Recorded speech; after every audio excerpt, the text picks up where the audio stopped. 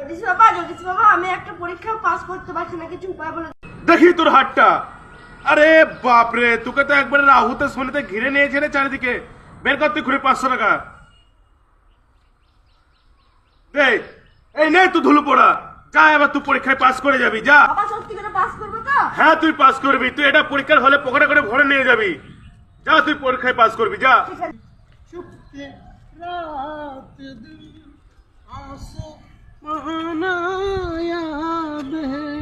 খবর রে সমু, কোথায় গেছিলিস?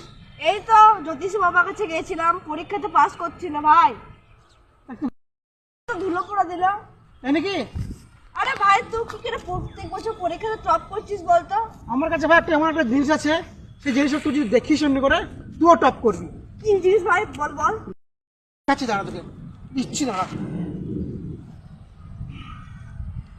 এই নে। আরে ভাই এটা তো আয়না ভাঙা কাচের টুকরো, এটা তো শুধু আমাকেই দেখতে পাচ্ছি। হ্যাঁ, তুই শুধু তোকে দেখতে পাচ্ছিস তো? হ্যাঁ। তাহলে বুঝতে পারলি তো, পরীক্ষায় সাফল্য বা ব্যর্থতার জন্য তুমি নিজেই দায়ী। মানে তোমাকে দেখতে পেয়েছো, আমি দেখতে পেয়েছো, মানে কি তুমি নিজেই নিজের জন্য দায়ী। ঠিক আছে? জ্যোতিষী বাবার কাছে যেও লাভ হবে না, কারো কাছে ধুলো পড়ালেও লাভ হবে না। সাফল্যের জন্য তুমিই দায়ী, আবার ব্যর্থতার জন্য তুমিই দায়ী। ও কাকে দেখতে পাওয়া গেছে এখানে? কাকে দেখতে পাওয়া গেছে? আমাকে? তাহলে তুমিই দায়ী। ও আচ্ছা আচ্ছা। বুঝতে পারলে?